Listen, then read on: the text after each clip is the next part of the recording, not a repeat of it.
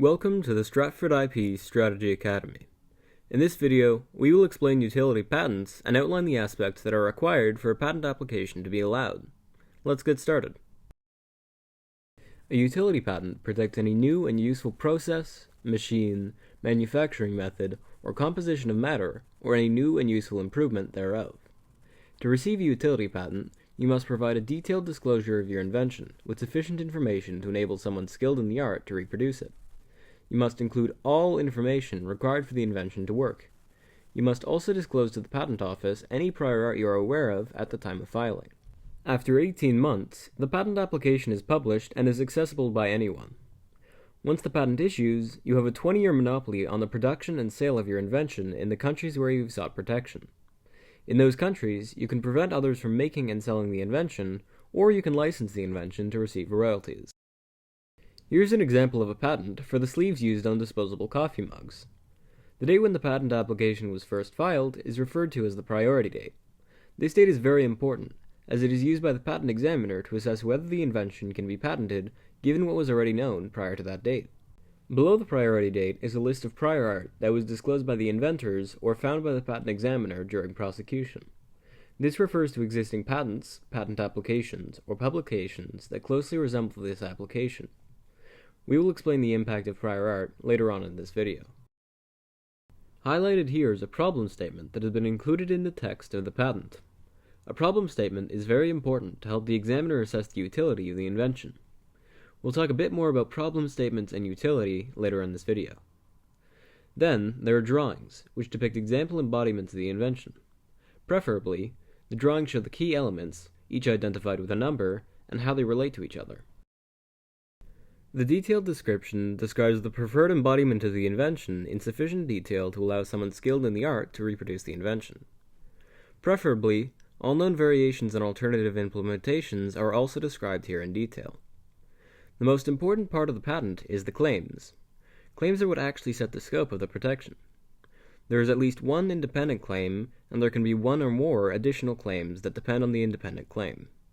As it is often said in the field, the name of the game is the claim. It's important to remember that patent protection is only valid in the countries that an application was filed. Imagine you invent a new type of hybrid engine, but only file for patent protection in the USA. 18 months later, it becomes public, and anyone around the world who's not in the USA can now build and sell the engine without paying any royalties. So, it's important to carefully pick the countries that are most critical for business. Foreign filings, while important, can quickly become extremely expensive, so there's a need to be strategic. There are 4 criteria that a patent examiner evaluates in order to allow a patent: subject matter, utility, novelty, and non-obviousness. The examiner will issue a report with objections relating to one or more of these criteria. This report is referred to as an office action. The patent agent may then amend the claims of the application and argue against the objections before resubmitting for consideration. This process is called patent prosecution. Typically, all claims are rejected in the first office action, and there may be several office actions until the examiner believes that all the criteria are met. At this point, the application is allowed, and will become an issued patent that can be enforced. The first criterion for patentability is subject matter. Claims must recite patentable subject matter, and very importantly, each element of a claim must have full support in the description. Theoretical and abstract concepts, such as gravity, perpetual machines, or social distancing, cannot be patented. The second criterion for patentability is utility. The examiner will have to assess whether the invention is useful. By examining the existing state of the art, a clear problem statement is exceptionally important in assessing how the invention can be used to solve a known challenge.